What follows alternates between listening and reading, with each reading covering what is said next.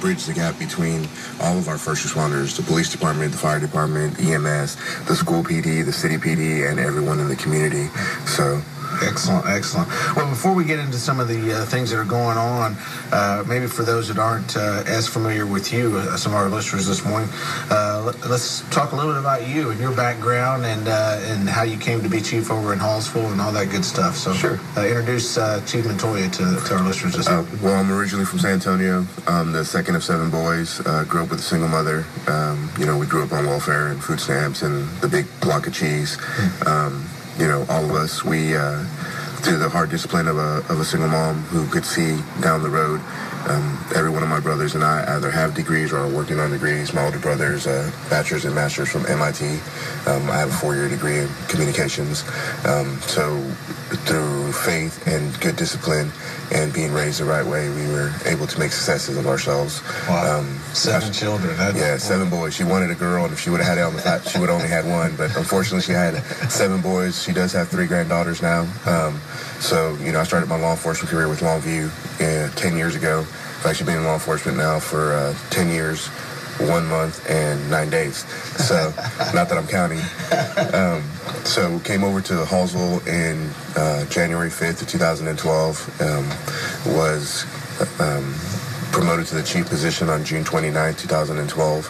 And then we just went to work trying to, rebuild the department. We had a little bit of stuff happen in that time frame, and through the community and everyone's support, we were able to get the department where it is today, and I believe we're a top-notch department. Yeah. We definitely do things that a lot of other folks haven't done. Yeah.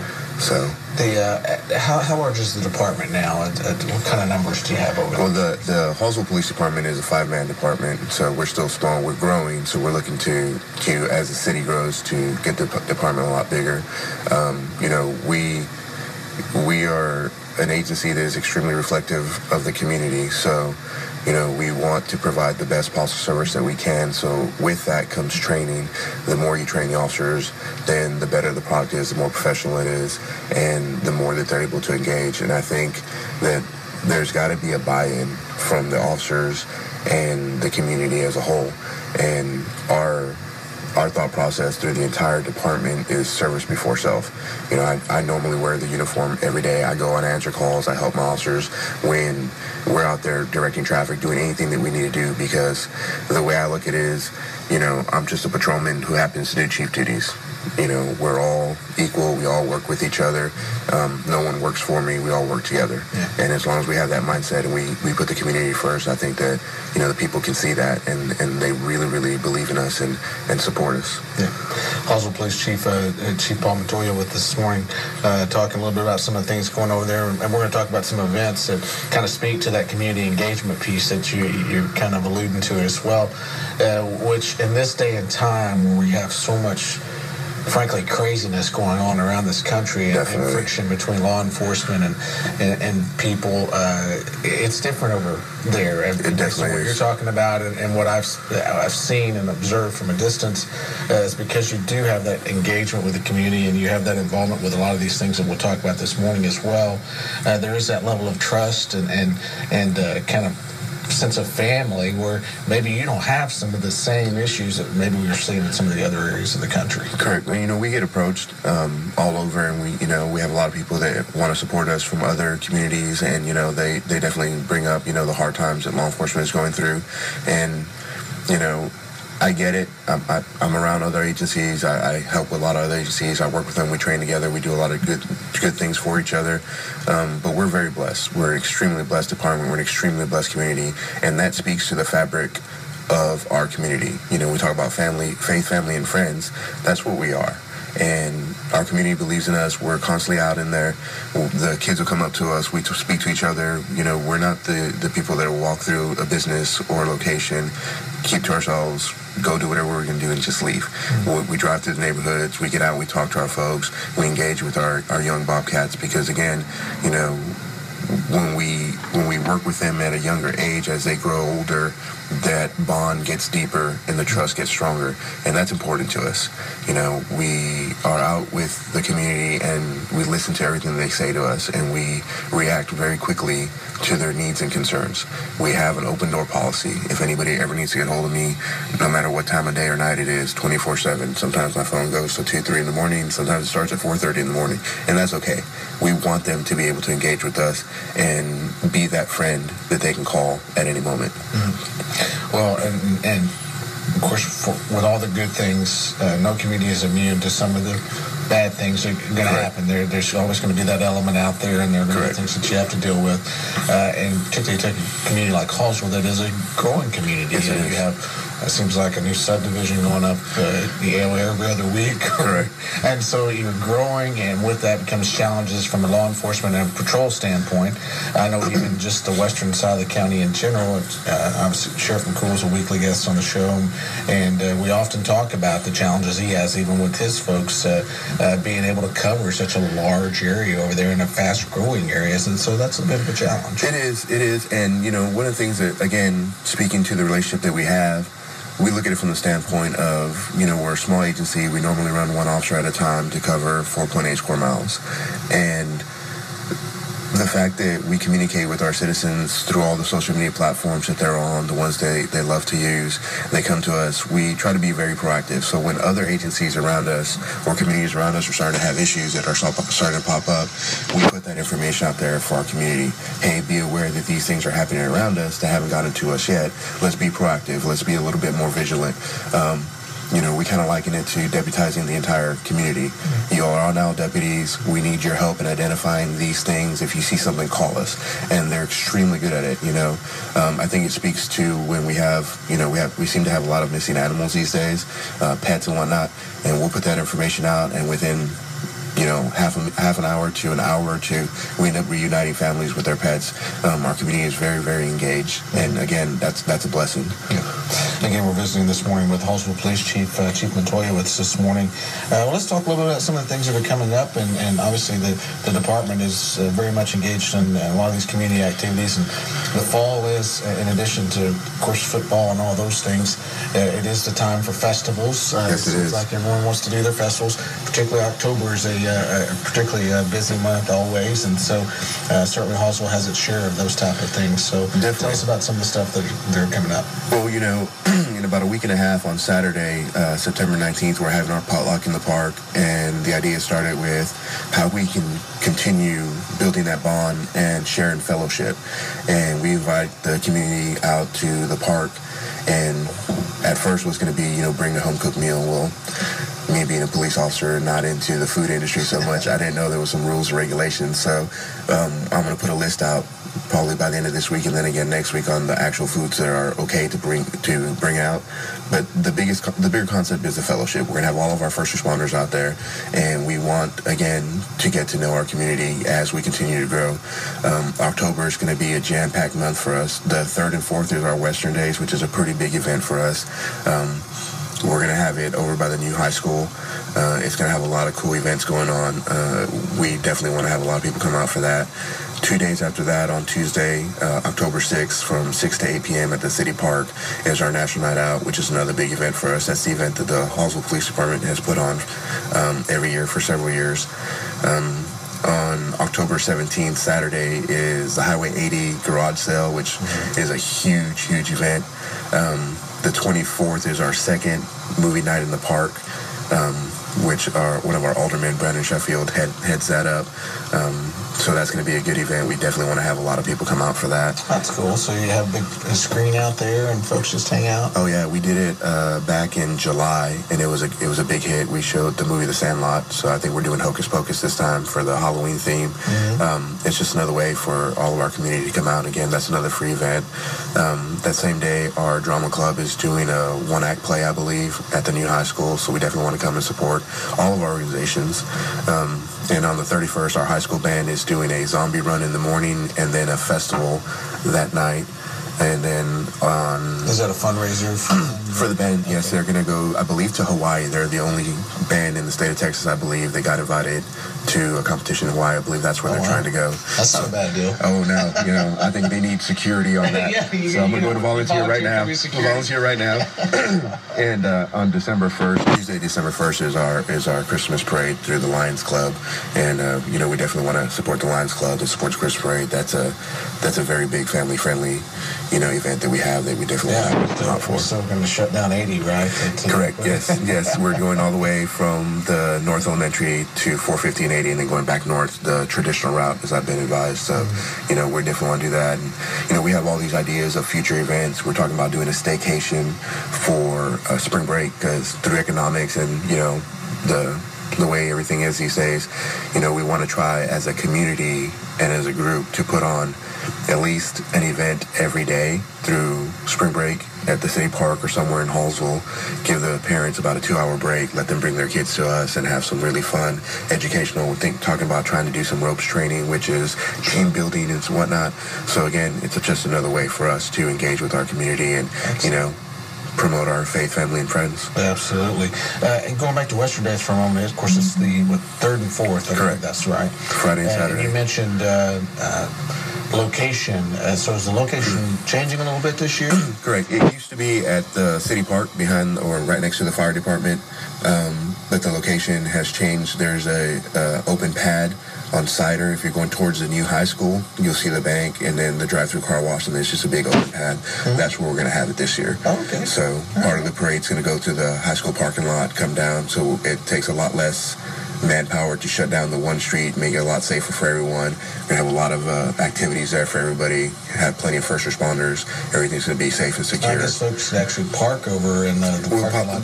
The concept is that we'd have the people that come out that park at the parking lot, and we're trying to get with the group to have golf carts or side-by-sides and be like a little chauffeur back and forth, and whichever group wants to do that, they can do that as a fundraiser also.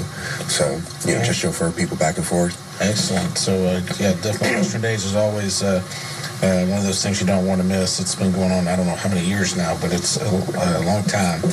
Always a good time, and soon they'll have kind of the normal things. They'll have a street dance on the night. Street dance. We're gonna have a band. Yeah, we're gonna have a band both nights. The Miss Hallsville pageant's going on, so there's gonna be a little bit of a break so the Miss Hallsville pageant can, do everything they do, and we crown a new Miss Hallsville, which is always a lot of fun for us.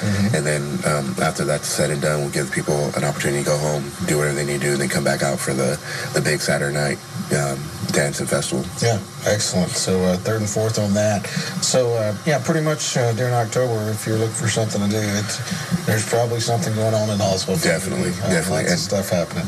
Yeah. So and if you're looking for information on all this, is there kind of a central place that folks can go to get dates and things of that information? Well, you can go on there's a movie night Facebook page, there's a city Facebook page, there's my Facebook page, my personal Facebook page. We all promote each other's events and we're working together. I think it's the other thing too, where traditionally there's been organizations that kind of fought for resources, and they've kind of somewhat not intentionally, but they've kind of overshadowed each other.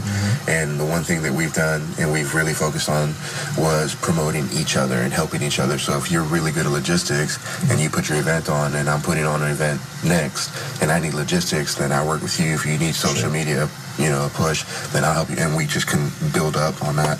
So excellent.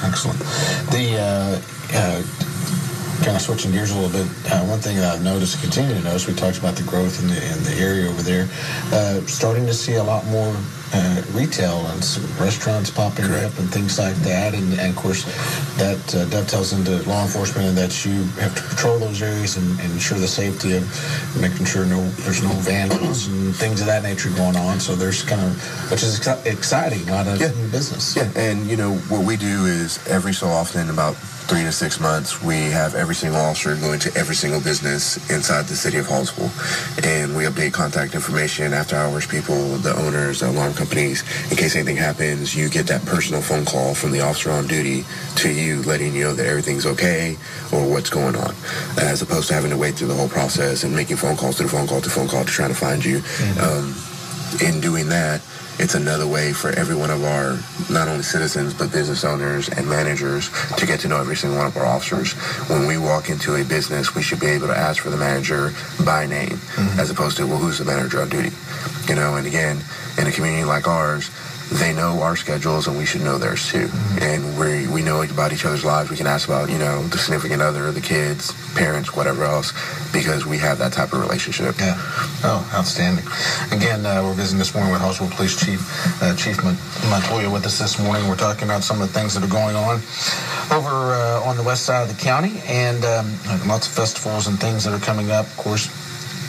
With Western Days being one of the biggies coming up on the 3rd and 4th. Right after that, it'd be National Night Out, and so that's an opportunity to come out and enjoy as well. And Highway 80 sale, moving out at the park. You got a zombie run, of course, Christmas parades. Lots of good stuff going on over there.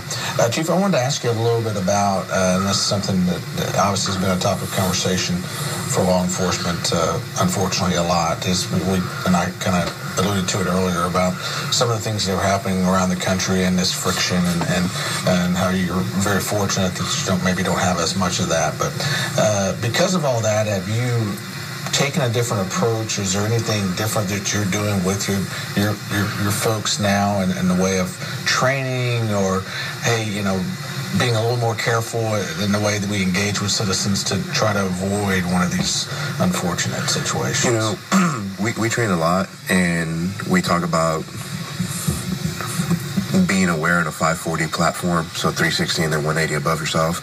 So you're constantly on the bubble and you're constantly moving and looking around. We've spoken about making smarter, more effective traffic stops, because that's one of the two biggest things that officers end up getting hurt on, those and domestics. So, you know, planning the traffic stop a little bit better, you know, when you turn your lights on, getting it to where you can almost have them stop in a place that's well lit with a lot of other folks there. We have noticed before this happened, but now even more so, that when we do traffic stops, again, the community being the way it is, we do have a lot of community members that will pay attention to what's going on and keep an eye on the officer. And we have a lot of veterans that live in our community that have come up to us, you know, collectively and individually, and said, you know, when every time y'all are out there, you, Harrison County or anybody else, you know, we watch y'all, we make sure y'all are okay. If everything ever happened, you know that we'll jump in there. And that's one of the things that we truly appreciate. And it makes us unique, because if I'm on a traffic stop and things go bad and I'm having to engage with somebody, we're on the ground rolling around, and some random person runs up, typically law enforcement officers don't know who that third person is.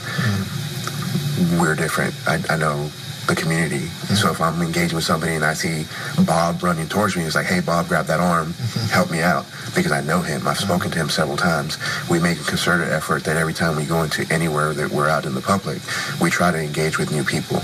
So we shouldn't ever have strangers. Strangers are just friends we haven't met yet. So we're constantly going out and trying to engage with more folks and get other people to know who we are and at least speak to them. If the only time you ever met me was on a traffic stop, or me coming up and saying hi to you because you're just driving through and it was a positive experience, then your entire reference point for the Hallsville Police Department is positive. So that's what we want. Yeah, absolutely. As you kind of deal with your community, and certainly a lot of good stuff going on, but we mentioned, you know, there's always those bad elements out there. Is there a particular challenge that you see right now, or that you see kind of growing, and that you're having to deal with as law enforcement, even in the community of Hallsville and surrounding area? You know, I think that we're in a culture change, and law enforcement is on the precipice of this huge cultural change. I can't imagine how the law enforcement officers did it back in the 60s, 70s, and 80s, even the 90s. I just can't fathom it. It's so unique. It's so different. You know, body cameras are the big thing right now.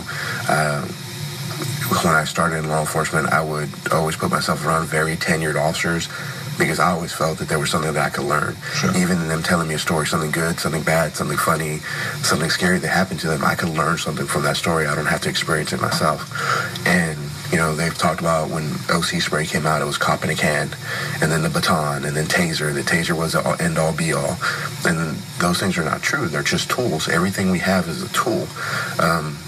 I think that we, in professionalism and in the way that you speak with folks, I think is the biggest de-escalator of any situation.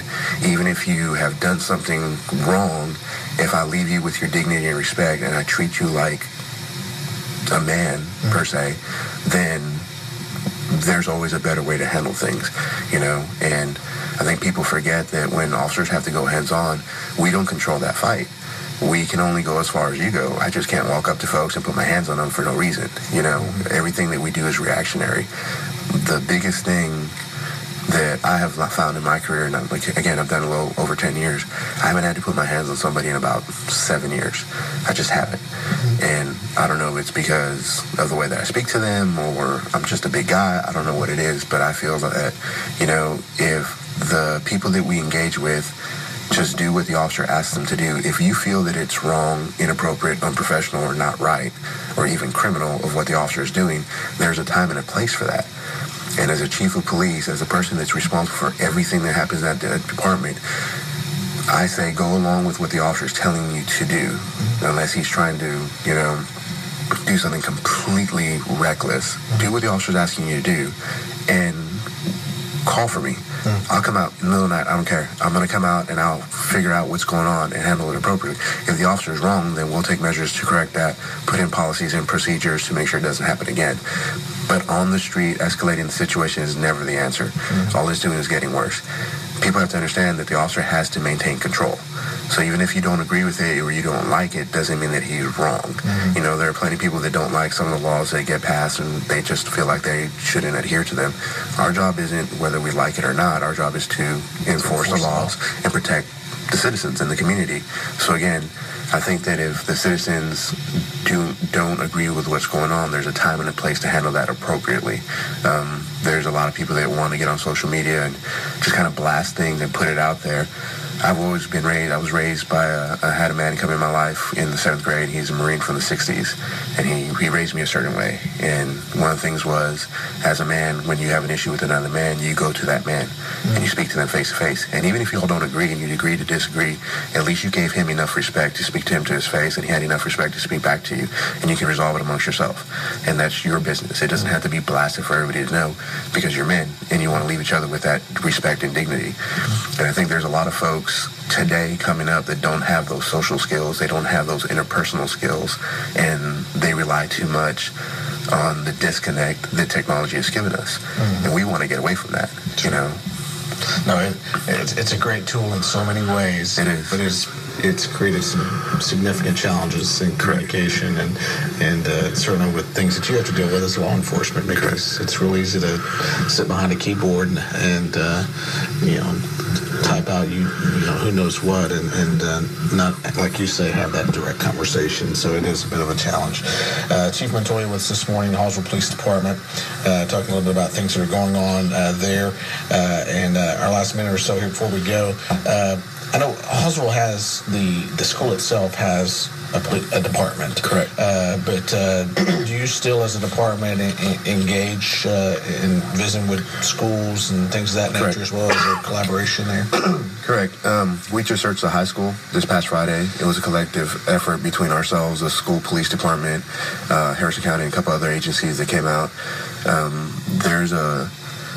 There's a Hallsville movement that's kind of building this year, and I think that you can kind of feel the electricity in the air, where everyone is really making a concerted effort to promote each other and to come together, because at the end of the day, we all serve the same people. And we want them to understand and know that even though we're different agencies, have our own chiefs, have our own policies and procedures, at the end of the day, none of that matters when the things go bad.